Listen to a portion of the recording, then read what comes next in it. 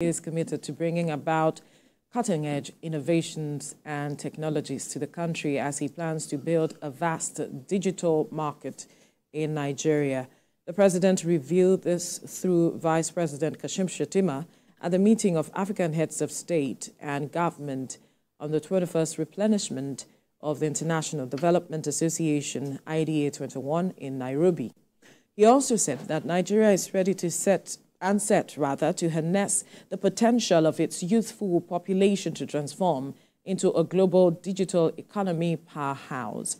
Now, the vice president, on behalf of the president, also hinted that Nigeria is gearing up to become a global hub for outsourcing talent within the digital and creative economy in the world. Well, joining us via Zoom to discuss this issue is seasoned technology expert Stephen Onia. Stephen, good morning. Thank you for joining us, and happy International Workers' Day. Thank you. Thank you. Now, the president is looking at improving Nigeria into being a vast digital market as it is. He wants to build, rather, a vast digital market as it is. But break down for us what we mean by a digital market, and then we'll look at how we intend to build it. All right. Thank you very much. In order for my breakdown to be proper, I will walk you through a brief history of how innovation have gotten us this far, away from the printing press, the combustion engine that caused about industrialization, to the telecommunication system that democratized communication, now to computing, and to the digital era where we now have everything in a digital format. We have a digital economy, we have a digital market, we have a digital literacy system. So I want you to know the future is evolving pari passu the way the society itself is evolving. So technology and the society itself has an intersecting point. And what the president, as Bola Tinubu, is trying to do is position us well for the future, because whether we want to accept it or not, the way what he has demonstrated with the vast level of digital literacy program going around the country right now shows is futuristic in his approach, because technology is going to evolve beyond this tenure. Nevertheless, he has saw the need to position us digitally as a viable market for the international community to invest in. I think it's a laudable achievement. But there are concerns about the fact that this is another promise. And of course, people are concerned about the implementation of this drive. Is that a concern for you as well? Well, it's not a concern for myself. It's not a concern for me. And the reason being that when you are implementing a digital roadmap for any organization, be it enterprise, government, on any level, there are methodology that are spelled out and well researched. So, and if you look about the way President Bola Tinubu approached is, particularly with this technical talent training going on nationwide, you see, we need to appreciate the diffusibility. The diffusibility of technical knowledge. So for me, I have understood and studied properly the approach they've given this digital market approach in terms of the infrastructural requirement, because there are a lot of things that have been put in place now of infrastructure, the training and human capital capacity. We've done it right, and we have framework in place. I want us to know that technology is an evolving trend. It's something that is not static. It is dynamic, and we cannot hold the administration accountable by the now. But I want us to assess them by the results they have had so far, because the digital climate we have now is having a massive knowledge infusion across the country. We have frameworks being put in place. I'm not going to say they've gotten 100% pass mark, but so far they've done an amazing job in the methodical way they've approached it, from putting the frameworks in place, empowering the country with infrastructure, now approaching the human capital aspect of this whole journey. I think we're on the right path. Okay, so there are places that are referred to as silicon hubs in Lagos. People have said the likes of Yaba and Ikeja. Don't you think it's appropriate to turn these places to digital markets, invest in that place, rather than building something new? Sorry, you need to come again with that question. I didn't get the ending part of it. Do you think that rather than bringing up something new and building a digital market, just empower the people who are already doing this and in different digital hubs in Lagos or anywhere in Nigeria, so that we can easily and quickly build this market with the private sector involved? Okay, I'm happy you referenced Yaba as a digital hub in the country. True. And I think we are having a bit of misconception about what the administration is trying to achieve. This is not a function of building a physical community of people aggregated in one place at the same time. The concept of digitizing an economy is actually a subset of the general capital economy which we currently have globally. The digital economy system is a subset of the capital economy. And what is economy? It's the flow of demand to supply and the system that governs the input and output. It's not a function of converting Java as a hub to some form of another kind of computer village. That's not what we're trying to achieve. We're trying to create a system of input and output that governs our demand and supply system in a digitized ecosystem. That's what we're trying to do. It doesn't have to be physically domiciled anywhere. It's a function of knowledge, infrastructure, and policies. If the government have done it right by empowering more citizenry with knowledge, regardless of where they are, whether they are spread across the rural environment of Nigeria or the urban settlement, it does not matter. What matters is, has the knowledge been disseminated, has the policy been put in place, and are there strategies to create opportunities that will allow the entire country as a whole tap into the digital infrastructure we have in place? Let me put it in proper perspective. You see, the practice of computing, particularly just in technology, is not governed by space and time. It's not limited by a boundary, a geographical boundary. You can be in Nigeria and be delivering technology services in Europe. You can be in Lagos and be delivering technology services in the US. What matters is, have we saturated our country, our youth, with the right knowledge in terms of capacity? Then we connect them. How do we create opportunities out of our existing infrastructures? I think we don't really have to domicile it in a particular given place and time. So, and that was why I wanted you to perhaps break it down earlier when I asked what we meant by having a digital market in Nigeria and the level of readiness of Nigeria as it is towards having this market. You mentioned the matter of policy as it is. Do we have the right policies that would drive this vision of the president as it is right now? You've spoken to the fact that we're already grooming talents that we can have in this market, but do we have the right policies that will push, protect this talent and whatever is being done within the market? Okay, thank you very much. Yes, we have the right policies, infrastructure in place, and I'm going to walk you through a journey. Because the reason why I say yes, we have it, we must at least commend the current government, because the journey we've embarked on technologically as a country, as a sovereign country, did not start with the present administration. But the present administration have done good by leveraging on what we've done so far. Take, for example, the Nigerian Data Protection Regulation, which is a body of law that we've put in place to govern our data systems. We have other policies in place that governs our digital ecosystem. The truth is, policies are a guide for government to implement, to enforce their social contract with the people digitally. So for us, I think the policy is in place. The problem we have is not policy.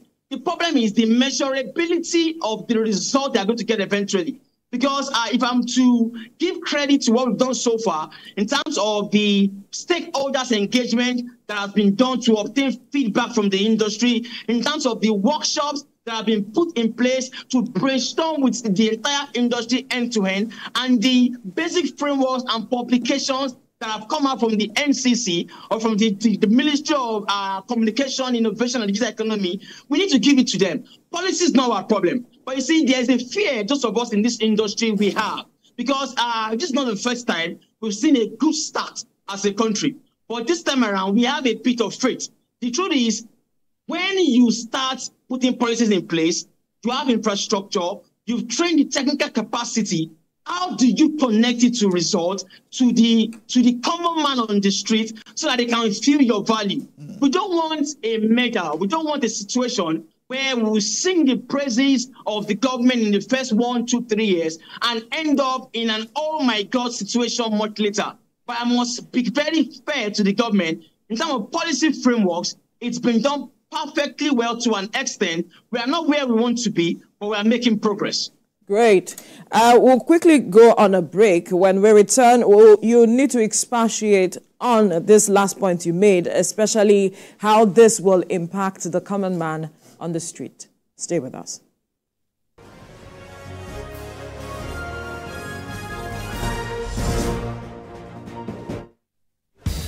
We don't like to eat better, more nutritious meals, more veggies, but we want it tasty and easy too. Knorr Cubes, that's the secret. Made with real ingredients like chicken, parsley, and garlic, and enriched with iron, so your meals are better for you and more delicious too. That's the cocoa. Let's give it some accolades.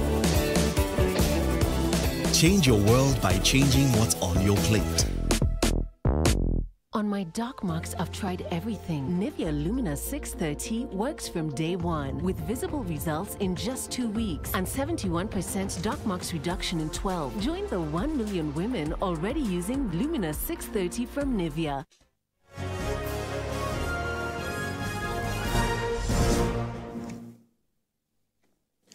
Thank you for staying with us. Before we went on the break, we were speaking with Stephen Onia, a technology expert, who was talking to us about this move by the president to make Nigeria a vast digital market. And Stephen, you mentioned that your concern is how we would connect the results we get to impacting the lives of the common man on the streets. That is your major concern with this move being made by the president. Talk to us how perhaps we can better this concern that you have raised, such that it no longer becomes a concern, but we are seeing that result improve and transform the lives of the man on the street. All right, thank you very much. And I'm just going to go straight to the point in terms of fulfilling the social contract of an administration to its people. It's very essential because, you see, people at the bottom of the pyramid are more concerned about their daily needs. They want to have good shelter.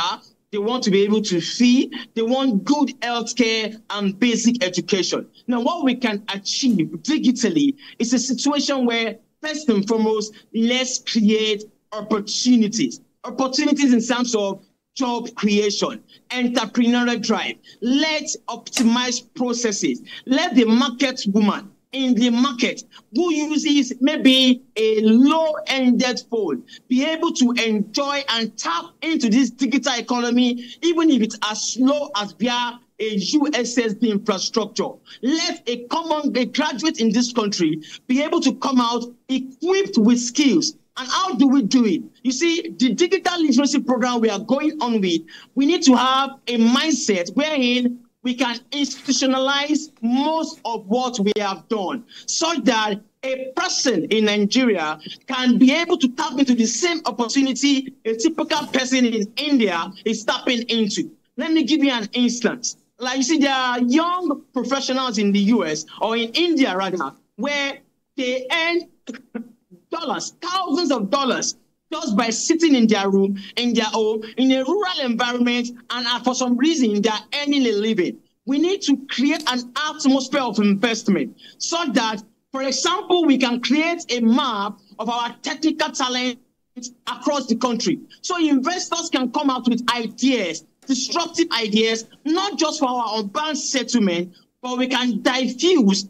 into the rural settlement. And that's one of the reasons why I said I personally find this technical training and digital market drive laudable. Because if you notice what is going on, the partner hubs that I'm doing this training are not basically located in the principal urban areas of the country. Some are diffused across the 36 states of Nigeria. And the power of that is a typical young person, whether with a basic academic qualification, can have a skill. You see, when you empower people with manpower, you've given them beyond their ticket mail. Because for a reason, if I can earn a living for myself, beyond my certificate, beyond me looking for a job, if I can sit down here and connect to platforms like Upwork, connect to platforms like freelancer.com, I can make money. I can make a living. I can take care of my siblings. I can take someone else to school. I can take care of the needy. These are the things and ways with which we can connect it.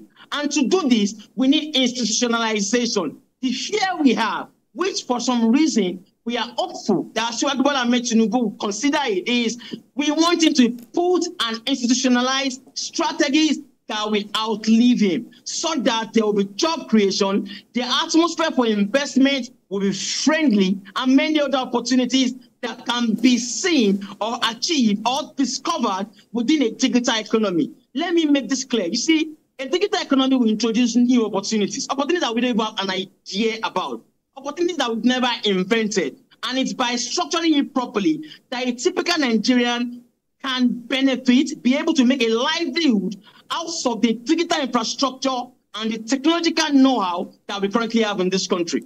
Just as it introduces opportunities, there's also the other side to it, which Nigerians have always spoken about: security.